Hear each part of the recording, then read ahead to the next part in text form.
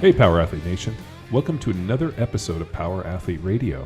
I'm joined with Mr. Chris McQuilkin, a.k.a. Tex. Howdy. And we have Dr. Matt Zanis here dropping in. Thanks for having me. And I'm stoked that you're here, Doc.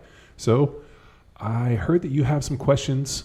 Instead of calling in and leaving them on the hotline, you decided just to show up in person with your hotness and drop us some questions. Is this true? Bringing all the heat today. Yeah. Well, 929-464-464.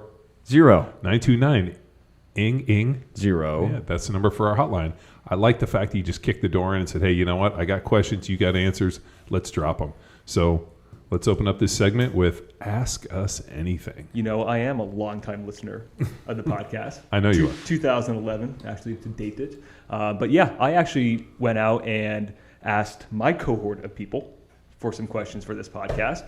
And we got a bunch of them. I think these are really good, philosophical, thought-provoking questions, and I'm excited to get after them. Oh, well, let's launch in. All right, first one. You ready? Yeah. Ready? Okay. What does it mean to get a seat at the table versus expecting an infight? So that's kind of a big big thought. Like when you think of the table, what are we really looking at? Are you talking about like within strength conditioning? Are you talking about within your family? Are you talking on a global scale? And I think that every person has to establish that for themselves. Like, what does it mean to be sitting at a table with your peers and considered to be, friends and family, or more importantly, an influential person that deserves to have a voice? When you actually just said it right now, two things came to mind. One was the program. Our boy Lattimer, seat at the table. What for those guys, they sat at different tables. Their starting defense sat at a table at meals. Their starting offense sat at a table at meals. So there was like a seat specific for him. So it was not only a metaphoric thing that he was, on the starting defense, but it was a physical seat at the table. And then the other thing is I've always been a fan of the Arthurian legends. Knights of the Round Table? Yeah, the Knights of the Round Table. The idea that we're going to create a big table. There's going to be no head, no foot, and that everybody's going to be equal at this round table. Now, obviously, we're at a rectangular table, and I'm sitting here at the head. But that's because, this works better in our, three-person configuration. But I think when I think about earning a seat at the table, it's being considered an equal, being a contributor to something that allows for people to better themselves. In terms of power athlete, somebody that contributes, somebody that can, teach and write and influence and speak and, just is a good ambassador and, more importantly, embodies what we hope to see here at Power Athlete. My fast thinking, my immediate response was going back to when you're trying to find your foothold in your career. Internships, and you got to take a number of them. And the attitude was always you're going to do such a good job in your internship, you want to make it hard for them not to hire you. So that was always the mindset and the approach that I took to internships or opportunities. And, that place at the table would be, even if they couldn't hire you, you left a lasting impression that then they were willing to make a call for you or be at the front. And we think of Donnie Mabe at University of Texas, where football had a turnover of a coaching staff, and they bring their teams in, but now Donnie is a good friend, and he's able to, make connections for Power Athlete, recommend it, come hang out at Power Athlete. But he was in that position as a mentor of the interns at University of Texas, and now, he's still willing, and that's a representation of the place at the table. With that individual, while it may not be on a University of Texas staff, it's still within his community. Well, yeah. The biggest thing, and I think what, the idea of earning a seat at the table is contribution. Like, what are you contributing to the greater good, to the cause? And it very well might be that you don't want to sit at anybody's table other than your own. And then you can do like my dad always joked about, don't ever hold your fan club meetings in a phone booth. So I think about, like, if you're sitting at your own table and nobody's at the table with you, is it really a table, or are you just resting your legs, But I really think it comes down to, very few things in this world are given to people. Even people that are, born into vast wealth and generational wealth, whatever, like, there's still a responsibility to be able to extend and to be able to be a, contributing member of something. Very few times is anybody handed anything without any friction or work or effort that just goes on and does amazing things. I mean, I think in my bathroom I have one of the quotes. I think it's a Seneca quote that, you can't sharpen a blade without friction. You can't grow as a man without trials. You need trials and battles and fights and wins and losses to effectively sharpen your blade. I mean, that's the friction. So I think if you want to earn a seat, you have to go out and snatch it, steal it, fight for it, battle for it. Very few things are given. And if you're sitting at home waiting for the invitation, I think your phone's never going to ring. I think, for me, when I hear asking for a seat at the table or earning a seat at the table, the first word that comes to mind is that community. And then what does it mean to be a part of that community? And John, you brought up a really good point there of what can you provide? How can you contribute? And that's the idea of being useful. Like, are you actually a useful member contributing to this community? And if you can't be, I don't think you deserve to even ask the question of, can I be a part of this community? Can I sit at your table as well? Well, on that note, if you're looking, let's say there is a community and certain amount of skills that community needs. If I'm looking at Zanis and to be the most badass PT, and I'm just in line with his skills and waiting, okay, I'm going to be the next Zanis. I'm going to be the next Zanis. Why is nobody calling me? Versus, here's a different skill. I see this as a need within said community. Why don't I fill that skill set or develop a new skill to then contribute? And that's actually a really perfect example, John. I don't know if you remember during my Block 1 test, at the end, we were sitting it might have been this very table, and we were going through the review of the things that you liked, the things that I could work on, and all that. And it came down to the end, and I remember I was getting up out of the seat, and I told you that we were going to be doing really amazing, great things together. Yeah. Right. And it was in that moment, I think that was like the trajectory. That was me asking for my seat at the table in that moment. And I never stopped asking. Well, and tenacity fuels success, right? Yeah, I think all too often, and I've thought about this a million different times. Like, how come I didn't get invited to that? Mm-hmm. Well, did I make an effort to put myself out there to meet those people, to put myself in a situation to be able to do that? Like Matt Vincent's on a deal where they're riding motorcycles through California with a few other people. And like he was telling me, I'm like, man, that seems great. I don't know those people, but dude, I would go meet those people if I got a chance to get on a motorcycle and go ride up to Northern California, And like, I think all too often when people hear, like run in or they, how come I'm not a part? Or more importantly, how come I haven't been invited? And it's like, well, what have you done to put yourself out there? And I was telling you guys, my mom told me when I was pretty young, if you want to have friends, you have to be a friend. You have to put yourself out there. You have to engage people, invite people. And if you just sit at home waiting for people to call you, like, I don't have friends. Well, have you been outside? Did you go out? Have you called people? And I remember I invited one of the guys. I remember I was like a freshman football player, and I like one of the dudes that I played next to. I was like, hey, you want to like hang out and go to the movie? And we ended up going to the movies that weekend. I think we went and saw Navy SEALs. It's a great movie. And we were buddies ever since then. And it was just the mere fact that he was like, yeah, sure, like, let's go. So I like, that's the, what is it? You hit, like you never hit a single shot you don't take. Or you miss 100% of the shots you don't take. Yeah, I mean, like that, whether it's going up and introducing yourself and talking to a girl, or it's, making friends, or, trying to promote yourself or be able to push your business or get invited to go ride motorcycles, whatever. If you don't put yourself out there and, make yourself available, make yourself, of use, and, hey, I'm a contributing member to this thing, then I don't think people are going to be kicking down your doors. To go back and reflect a little bit on my relationship with CrossFit, I mean, that would have never have happened if I hadn't shown up and gone and competed in the CrossFit Games. They reached out, and I said, yeah, man, I'll, and which was probably pretty stupid to do the week before I went to training camp for the Patriots. But I still showed up and did it, and I don't think if I had done that, I would have been in a position when they asked me to do CrossFit football too. I mean, that just would have never happened. I don't think it would have ever come to fruition if I hadn't done that and put myself out there to begin with. Well, yeah, and your attitude on that documentary, every 60 seconds counts. Every second counts? Yeah, and just making fun of the whole thing being good content for them. Yeah. I mean, that was an opportunity. I mean, how was that filming experience? Was that just weird? Did you realize what the hell was going on?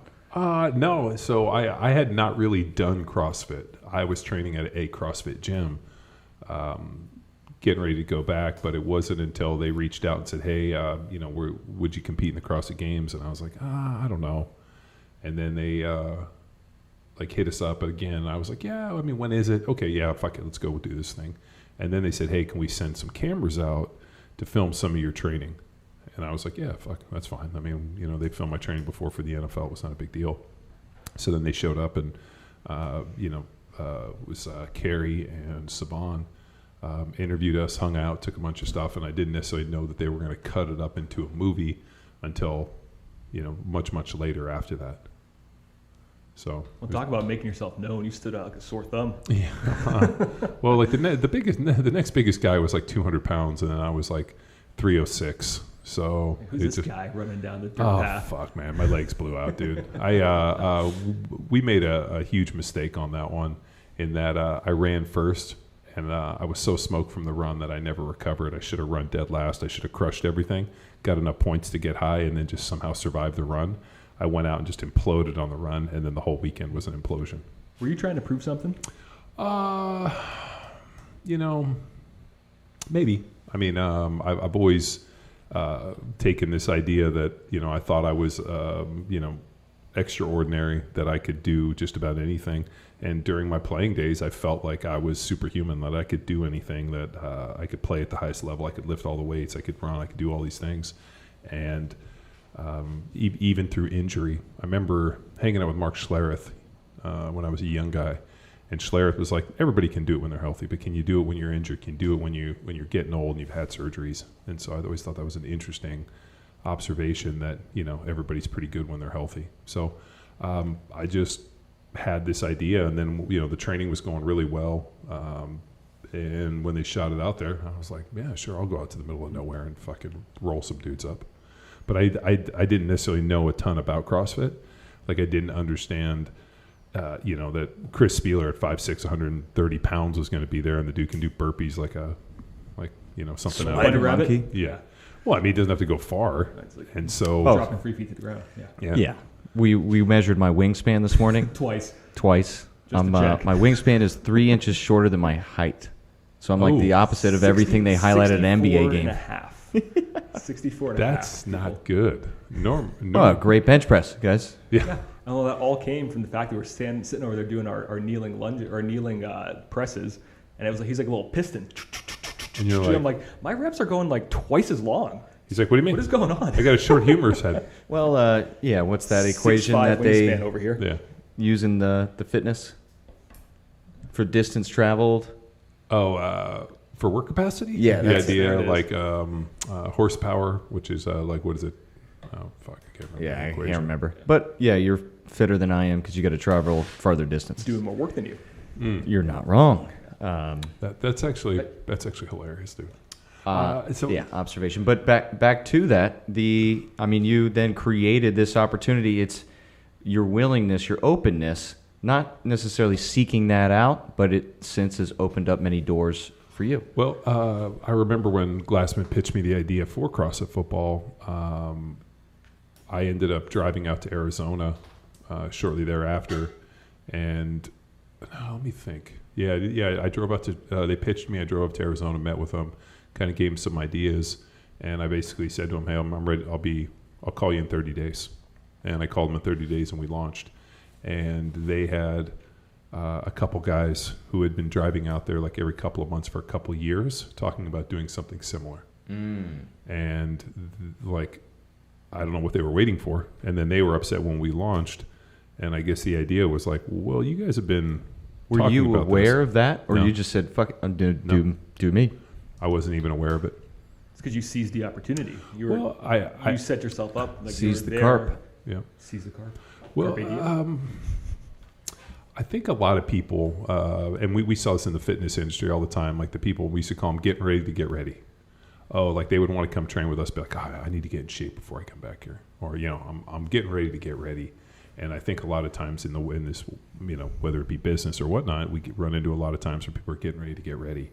Like, hey, here's an idea. Okay, now I need more. And they kind of just continue to cultivate this thing opposed from just, throwing a grenade in the ground and getting going. So when the idea was pitched to me, I knew that I had a very, very small window to turn it around. And I called him in 30 days and I said, hey, let's launch this thing. And we launched it, and then it ran 100 miles an hour. So I've been real good. This has gone back a number of years, but whenever I'm presented with something, I make a decision pretty quick to either do it or don't. Like if, when I was playing, it was like, hey, should we go here this weekend? My answer was always yes, kind of the Jim Carrey yes man deal, where it's like, if you just say yes, you never know what kind of fun or trouble you're going to get yourself into. So it's better than not doing it. So a lot of times I would just be like, yeah, sure, let's go. Let's give it a shot. Let's see what happens. And whenever I've told you guys any stories, you're like, what happened? I'm like, it just came from just saying yes. Sure, sounds like a great idea. Let's go. And we ended up getting myself into a lot of fun and interesting and eclectic situations based on just being available. And I think a lot of times people are unavailable to things, or they can't necessarily wrap their head, or they can't pivot. You got to be agile, and you got to be able to go out there and if something seems like a good idea, go in and execute it instead of just sitting around getting ready to get ready. Yeah, I think that's those are some very masculine traits of you, John.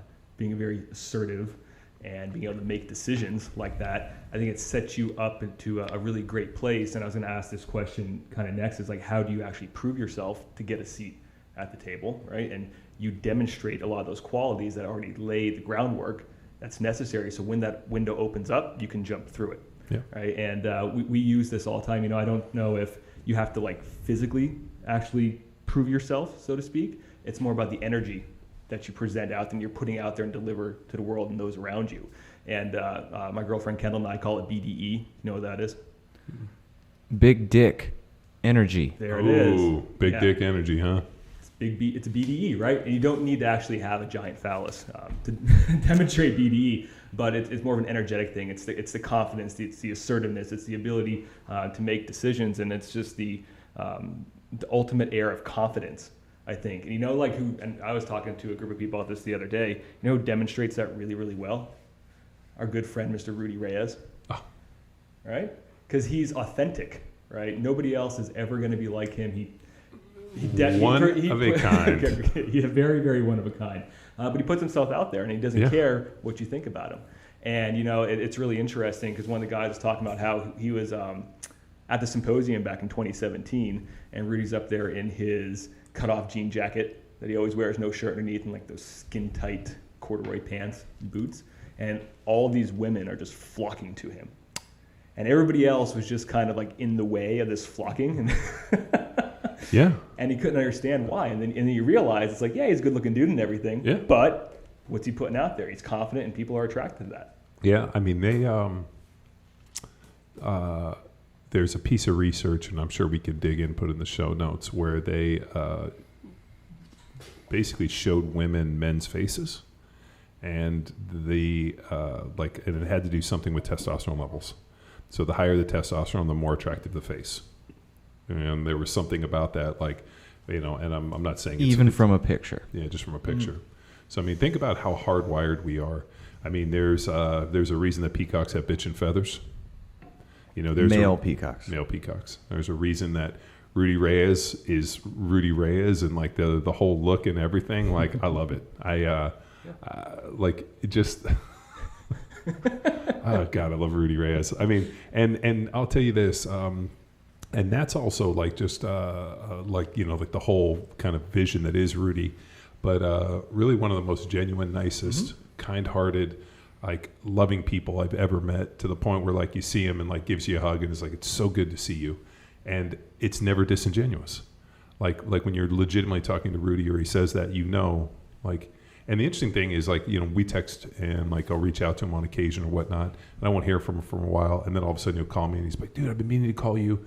Here's all these great things that are happening. And, he has ups and downs and darkness and whatever, but man, that guy is always a shining light. I mean, I think if everybody could bottle a little bit of Rudy Reyes and take a little bit of shot of Rudy every morning. Ode to Rudy? Oh, dude, he's great. I love him. I remember the first time I met him, I didn't, at first I was like, I don't know what to make of this dude. And then like within seconds, he won me over. And I was like, this guy's the best. It's like Sex Panther, right? Oh, yeah. I mean, it's well, except 100% of the time, it works every time. But you know what? I've met people like Rudy. Boomer Grigsby was a lot like a Rudy Reyes. Jared Allen was a lot like Rudy Reyes. So I mean, I played with guys that were real big personality dudes. I mean, dudes that walked in and lit up a room because they had that type of energy. They had that type of confidence. I mean, fuck, I remember Jared, who was my roommate, came back with a tattoo where he had like a little deer, kind of like with horns, tattooed right below his belly button. And I was like, "What's up with that?" He's like, "Well, it's all you can eat under $1." Nice. And so when we were out at the bar, he was like, he would just kind of like pull his pants down. They're like, "Is that a deer?" He's like, "It's $1. It's all you can eat under $1." And like there was just like, I feel like that needs to be my next tattoo. Dude, he had like he just I think he ended up getting it lasered off when he got married, but like just the hilarious energy. Like we got there's this cat we're friends with named Leor, who's a jeweler out in Vegas. He invited us to his wedding specifically because he knew we were fucking party starters. And like he brought us there. He's like, I only invited you guys because I want you to fucking blow this thing up, and we fucking blew it up. So that brings up an interesting point, though. Just to play devil's advocate here, on the other side of the coin, we know we talked about do you need to ask for a seat at the table, or can you be asked to sit at the table as well? In that situation, you were asked to come to the party, right? So are there some character traits about people that allows them, that air about them, that confidence, that assertiveness, that authenticity that people are drawn to, and they do get asked to sit at the table? Or is it more of a, what's the word I'm looking for here? I'm drawing a blank now. Well, there's another good old cliche. It's high tide rises all boats. Yes. Right. So if you can latch up your boat, or if you encounter somebody that's a high tide, like then I think what you do is you bring those people in because they are high tide individuals. There's other people that are boat anchors. There's other people that'll stomp holes in your boat and drown it slowly. There's other people that'll blow it up. So I think you have to be really smart about who you bring into your circle, and you have to assess those people. And I think the interesting thing about character is it's really hard to hide your character for long periods of time. I mean, so you can fool us for a little bit, you can fool us for a little bit longer, but eventually your true colors will always come through. Mm-hmm. And then once those true colors come through, then, and we know who you are, then all of a sudden, hey, then we're going to distance ourselves if you're not a good person. And, we've encountered that. And, when you encounter people that are, don't understand how to work well with others, that are, childish and are dealing with their own demons, like it's better to just let those people go off and be angry like small kids getting time out in their rooms. It's not worth the energy. And the word I was looking for was entitlement factor. Entitlement factor. Yeah. Please explain. Like, do people think that they are entitled to a seat at the table based on maybe who they are? You see Instagram now, I got 100,000 followers. I deserve to be asked to go to this event, or I deserve to be a part of your circle. Sure. I would say so. I mean, I think people feel that whatever they've done coming into it, like whatever they're bringing to the table, has weight. And I'm sure like we get hit up all the time by different, Instagram influencers, but at the end of the day, if it doesn't fit within the, like the ethos and the model in which we're building, it doesn't make sense. Like I'm not going to have somebody out there pushing my stuff that's also pushing fit tea. Like it's just quick Google search. There's a book called The H Factor of Personality. Why some people are manipulative, self-entitled, materialistic, and exploitive, and why it matters for everyone. Could be an interesting read. I don't know. I think to go back to your point, that you encounter certain people that like are a high tide.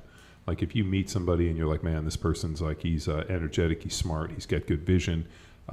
He might not be doing exactly what we're doing, but there's synergy between us. I think what you do is you find people that have good synergy and that can continue to push and challenge, and then you just got to kind of ramp that stuff up. I think if you're sitting around with a whole bunch of people that all they're doing is cheering and talking about what a great job you're doing and not challenging and not pushing, then I think your shit gets stale. Two thoughts on that, John. One, within building a team, like we had those party starters, the high tide, you could say, but there's also positive members within the team that get the job done. Like going back to sports references and then what we saw of poor head coaching, if they're saying, oh, this is our best athlete on the team, he needs to be a leader, and forcing him into a speaker role that he hasn't quite developed that skill, or it doesn't suit his personality when he just wants to play and be the best teammate. So there's still, it doesn't have to be that wave of energy, that you can still be a positive force to continue to rise the tide. And then the second piece is on that term. Like, there's a term that was introduced through Harrison Bernstein that I've latched onto, and his coach, Greg Williams, candor. So it may be seemed and taken as negative, but it is a constructive words or adjustments or aim for you, meaning I know you're better than this. We need you here. What about this? So it's an expectation that you're delivering honest feedback to your teammates that may feel harsh. And then, I mean, it could be on them to how they take it, or on you to how you deliver candor, but it's raising that level of expectation of your team that may be, a little harsh, versus the all positive, like rah, go around the corner and stay. So like that is a very deep term that I held on to from our conversation with Harrison Bernstein, that, man, good coaches know how to develop that candor within their athletes and teammates. And then some of the NFL coaches that you've continued to speak positive about, man, we know they held you to a higher standard than you may. I know you had that drive within you, but still they knew you could just get a little bit more out of you by giving you honest feedback. Yeah, I mean, being a professional coach, especially on like a sports team where, your job is dictated based on wins and losses and trying to do this. I mean, it's different than, like, let's say, coaching athletes in terms of, here in the weight room and performance. Like, now all of a sudden now you're trying to get people to play at their peak level. You're balancing things like family and contracts and this and all a million different things. And now you have to get all those guys to work in concert. And, I mean, the NFL is interesting, but I'm always amazed with the the volatility of NBA teams, because those guys are such big egos, because they're such interesting athletes. And they come from like such different mindsets and different places and different skill sets. And these guys, when they go to a team, some like James Harden, goes over to Brooklyn from Houston, and you got these guys constantly moving around. Or you have a guy like LeBron who goes to the Lakers, and it's just amazing where they bring in. And it's really the fact that like one player can make a huge difference in basketball. I mean, I always thought that one player did make a difference in the NFL until I saw Tom Brady go to Tampa Bay and realized that fucking one player can take a team that's maybe going to make the playoffs and turn them into a Super Bowl contender. But in basketball, you take a team that, might be kind of mediocre, you bring a LeBron James there, and all of a sudden now they're contenders. So, or, Steph Curry. There is depth within that, and because we're about to get Tim Grover on, who was Michael Jordan's coach and Kobe's coach and Dwayne Wade, and like when he had a client, he was they were his only client. So Tim Grover, all in on all things performance, and I've listened to him speak and reading his book, and that the difference between a Michael Jordan and a Kobe Bryant and then a current day star is those guys, Kobe would push and really elevate his teammates' expectations. And like candor wasn't used, but at the same time, Kobe would do extra things. Well, Kobe was to help him elevate their game. He was like, the way I always viewed him as kind of an infectious player. Like, his hard work and his dedication was infectious to the team, where he almost shamed people into like the roles in which he needed them to do. Where like, Kobe, I think, was such a hard worker, and whether or not it was like this blind passion, and at the end of the day, like, we only know stories. Like I didn't know him. Right. So I don't know if like all the stories that we've heard for people was really him, or just him creating his own cult of personality. Mamba mythology. Which very well could have happened. I mean, he could have been a sharp enough dude to do certain things like, hey, we're going to start training at 5 a.m. and then all of a sudden he's there at 4 shooting and warming up, and because he wants those guys to tell that story. It's there is a quick one that I do like, and it's Jay Williams, former Duke basketball player, Chicago Bull. Now he's an analyst. He had a motorcycle accident that ended his career, unfortunately, but he tells the story when he was with the Bulls and then going to LA and heard the stories of the time that Kobe starts. So then just shows up, and then Kobe's already there, and then he's like, all right, I'm gonna puts in 2 hours of just hard work on one of the opposite courts. And then he's like dogging it. And Kobe is still killing it. And then they had the Bulls play the Lakers that night. And he just had to ask after the game. He's like, yeah, I knew you were showing up. I saw you. I knew you were there. So like he just had to outlast Jay Williams and then hold it above his head when then the Lakers kicked their ass that night of the game. Because I worked this hard and then I play a game.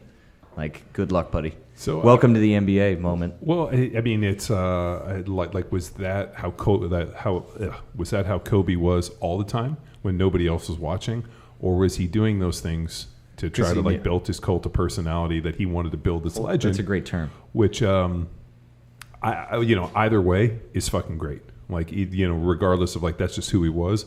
If he was that calculating that he was doing these things to try to mind fuck people, that's even better. But at the end of the day, I mean, there was a guy who I believe was an infectious player, and I don't mean in terms of infectious with COVID, but his hard work, his dedication, his passion to win was contagious and infectious, where it was forcing other players to be able to pick up. I mean, can you imagine going to the Lakers when Magic and Kareem and all those guys were playing at the highest level? I mean, to be a part of that team, I mean, you're going to come in and want to just not be the the low spot. And I think all too often, especially with basketball, those guys' ego, like the ego of Port. But then, these guys all have big egos, but do they need big egos to do that job? Do they need that big dick energy like you were talking about to be able to go out there and do that? I mean, Steph Curry pulling up at half court and fucking draining shots. That takes some serious fucking balls. I'm a Steph Curry fan, but he absolutely ruined basketball. I'm watching basketball with the kids and Steph Curry's on, and my daughter's like, he just pulls up and shoots it every time. I'm like, yeah, but they're fucking killing him. Look at this. And then she's like, but the other guys don't get to shoot. I'm like, that's not the basketball you're playing. There's no defense in there. It's all offense. Yeah, but I'm trying to pull this up, and I know we're big fans of 48 Laws of Power. Mm-hmm. I can't remember exactly the law, and I can't Google fast enough. We know that. But there's a story of Lyndon B. Johnson, and then these 2 aides that he had, and this is before he was president. But then they would show up early, and then Lyndon's light would be on and just plugging away at work. And anytime they turned something in, a paper or a speech or anything, he'd just mark the hell out of it and just kick it back, no matter what. He'd just mark the hell out of their work. And then he's staying longer hours. They're killing themselves for this guy, and then he's always doing more and then marking up their work. So it's these guys' representation of who this guy was to then just inch them a little bit better. And I mean, back in that day, they didn't give him an inch, and that's what helped him rise to power. And we won't get into that specific, but just the essence of that, of how he led from the front and was always forcing people to elevate themselves. Well, it's the culture, right? It's the culture of the organization. It's the culture of Lyndon B. Johnson's office. It's the culture of Kobe's basketball team. I don't know if it's necessarily, if these types of leaders are capable of faking those types of leadership qualities, right? I feel like that would take way too much energy. Don't you think? To be able to say, hey, I'm only going to turn it on just because the cameras are on, just because everybody's around me. I disagree. I think when you have people that are extremely smart and calculating it at a high level, I believe that nothing is over, like nothing is beyond them. Everything's intentional. Yeah, Will Shields, for example, in the Hall of Fame. I was fortunate to play next to him for a number of years. He would show up and work out at 5 a.m., right? So come in super early before everybody, work out, take a shower. Then he would get back in his clothes. He would drive around and then drive in the entrance like he was coming fresh, and then come in and pretended like he hadn't worked out. So he would just come in and be like, it was the funniest thing. And I remember being like, working. He's like, no, I'm not working out. I'm like, oh, okay. So then we would get dressed and go down. And then I remember like years later, I was talking to Jeff Hurd or one of the guys, and they're like, yeah, no, Will trains every day. He comes at like 5 a.m. I meet him here. I was like, then why does he get dressed again, like, and put on his clothes and play this whole little charade? And it's like, it's part of his little mind game. That's all calculated. And I mean, so I really think when you have guys like Kobe, and maybe Kobe was just a workhorse and like that was just who he was, and it didn't matter if he showed up because, pretty consistent on these stories. But what if he wasn't? What if it was all calculated and it was just his, like, this was his hustle. This is how he got over on guys. This is how he portrayed, or he knew that if he did it in certain places, people would tell his legend. I don't know. I mean, that sounds like harder work than actually doing it. Right, yeah, it just seems like easier just to show up and do the work. Okay. Because I feel like those leadership qualities, it's like the masks that you talked about earlier. I feel like it's really, really hard to wear that mask continuously. And then, like you said, eventually you're going to break down, right? But from what it sounds like, the stories that we hear is that was consistent. Yeah. I mean, it's... so I think it's just a part of the ethos of... The one interesting thing about playing the NFL, you get 17 weeks to play a season, and then you got preseason, postseason, whatever. It ends up working out to, 24 plus weeks. I mean, if not longer, like 27, 28 weeks. So you're looking at like roughly 6 months of work. And a lot of people can fake things for a few weeks, maybe even a few months. But all of a sudden when things get cold and it's, you're 12, 14 weeks in and you've, had 3 road games and injuries and whatever, like all of a sudden you start seeing like the people's true colors come through, and who's a hard player and who's a fucking hard, who's going to be there. And that's a really interesting thing where it's like everybody, like when it's warm out and it's the beginning of the year and everybody's excited and the season openers and this, everybody's rah, rah, rah. But where are you in like November when you got to play in Green Bay, or, all of a sudden you're in Detroit in December and these fucking god awful places and you're like, God damn it. Like, that's how you get to see who's people's character, and that's how you get to see how hard people work. I think those true colors, there's no better example than in like personal relationships too, because like you hear about the honeymoon period with people, like you get in a relationship and you're trying to impress the other individual, and all of a sudden like you're doing everything for them and based off of their interests and not really true to who you are. How long does the honeymoon phase last? They say anywhere from like the initial first couple dates up to 2 years. So you can fake it for up to 2 years. You can fake it for up to 2 years, and they base it off of brain chemistry. So they measure the hormone levels in the brain, like the oxytocin and the endorphin releases, all those feel-good love hormones, and they start to fade away at about the 2-year mark. That's when you get into the fight.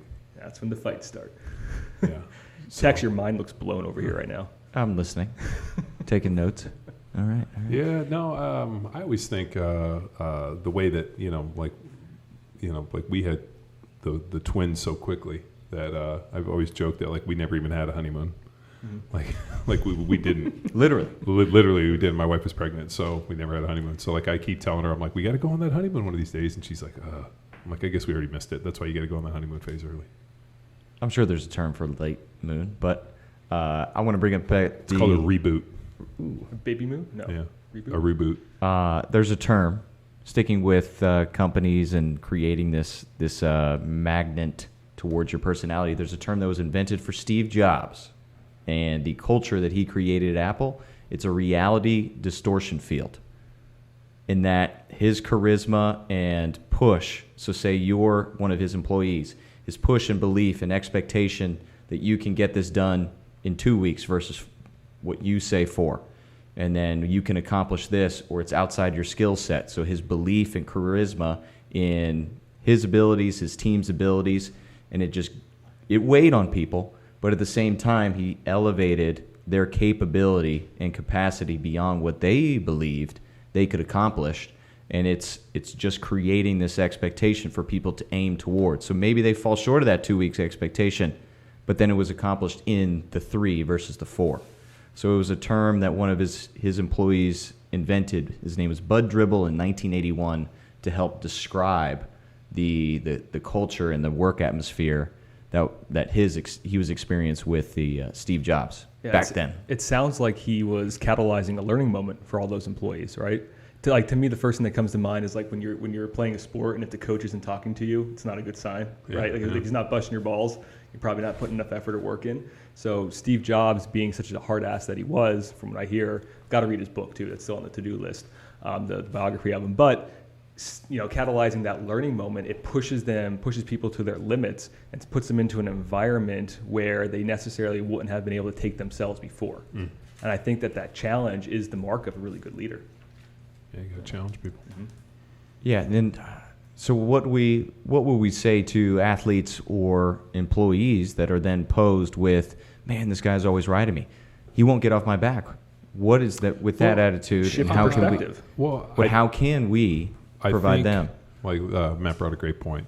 If all of a sudden you go to a situation where your coach or your boss or whatever stops talking to you, then I think it's when you get nervous. Like I think people ride people because they see potential in them and they expect and they want to be engaged and they're trying to pull out the best thing. Whereas this guy's just riding me as being a hard ass. I mean, I had teachers like that. I'm like, oh, this guy's being a hard ass. And the reason was that they saw potential and they knew that if they put some effort and a little bit of pressure, they could get what they wanted. When all of a sudden somebody's ignoring you and not giving you any, that's actually worse. And I've told this to my daughters at school. They have a teacher and she was real hard on my one daughter. And I'm like, Jamie, it's because you're smart and she expects a lot from you is why she's hard on you.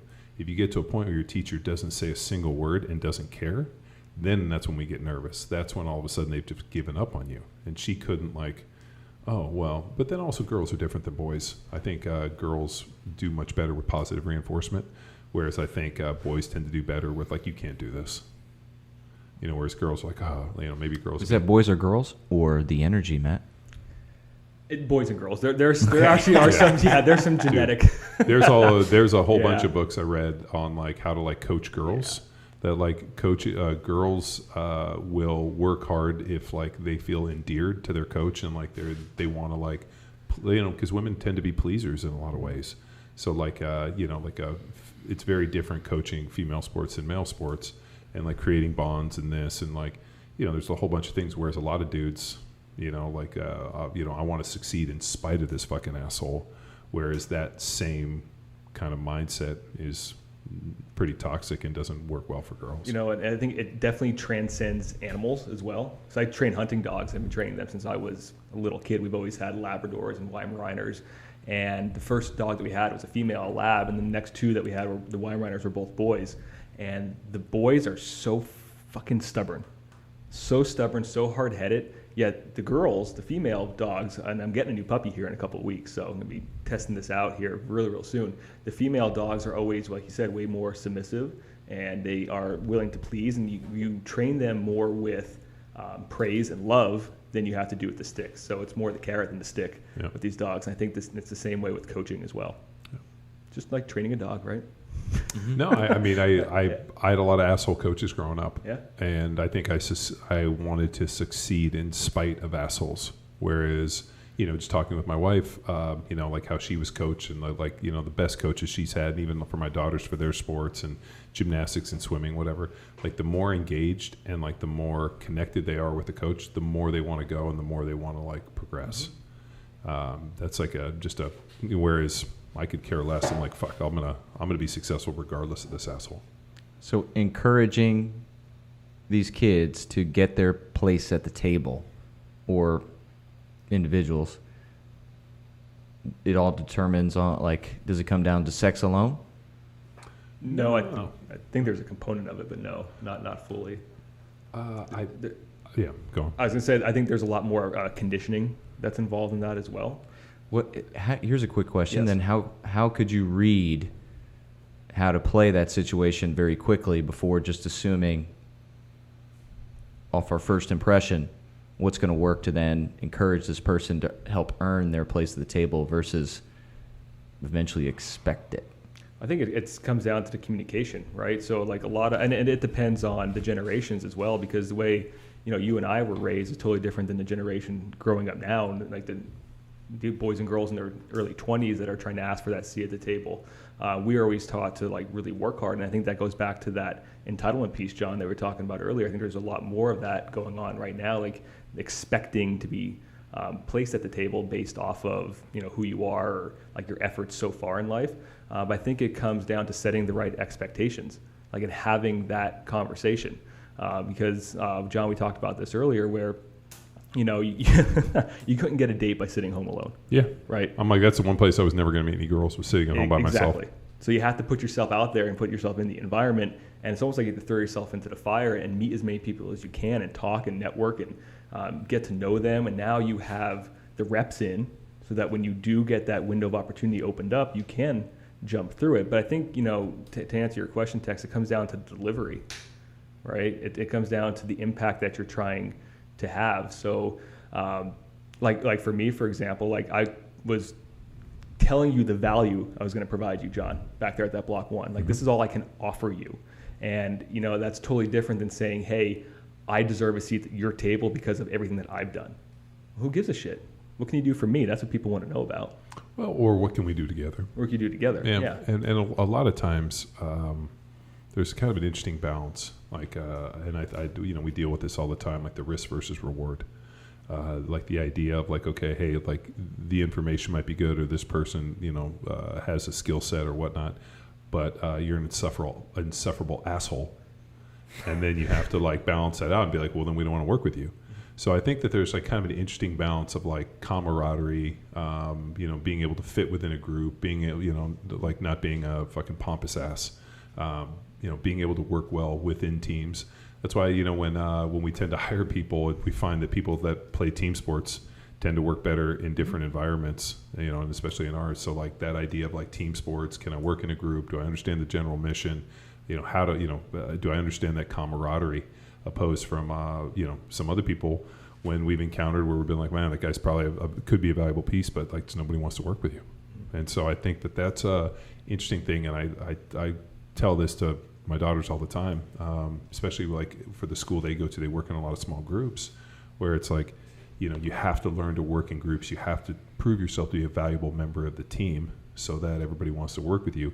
You can be the smartest person, but if you're insufferable and nobody wants to work with you, then you don't get ahead. And so I think that there's an interesting balance of like being able to work in groups, being supportive and being a leader, being able to bring a lot to the table, but also bring up the strengths of those around you. And at the end of the day, don't be a fucking douchebag. Yeah, to comment on that and going back to my experience recruiting in college and then cutting kids at D3, small time, but at the same time, like we go looking at the big board and we can only hold 40 kids. Like, who's going to just, that kid's never going to play, but damn it, he's going to give his all during practice. He's going to be encouraging. He's going to create this science of the sidelines, as I call it, just posturing up.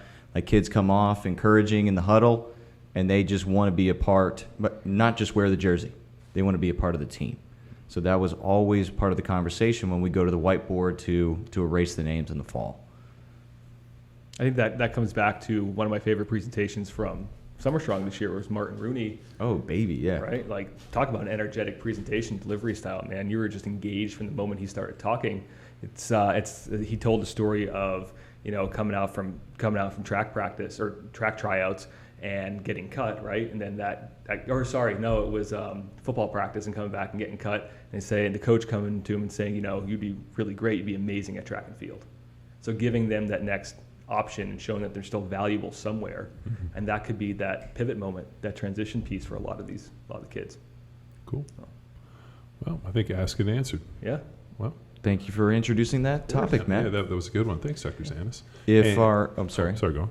No, I was going to recommend we encourage philosophical questions as well as training to chew the fat on. Crew chewing the fat to highlight Uncle Charles's promotions that we have on Instagram. And what's that hotline number, John? Oh, yeah. If you are interested in leaving us a question on the Power Athlete Hotline, that number is 929-464-464. 929-ING-ING. 0. Yep. So if you have a question, and whether it be kind of one of these esoteric questions or something that is thought-provoking, or you got a training question, whatever it is, call up, leave it on the hotline, and we will go through them, and hopefully we select it and ask and answer. And if you're sitting anywhere listening to this podcast that does reviews, smash us a 5-star review, leave us something funny and fitting of this podcast, And if it's good, we'll have our boy Chauncey read it. Mm-hmm. So, all Great. right. Well, thank you for tuning in to another episode of Power Athlete Radio. I'm John. I'm with Tex and Matt Zanis. And bye. Bye. I'm a loaded freight train and I'm right on track. I'm smoking.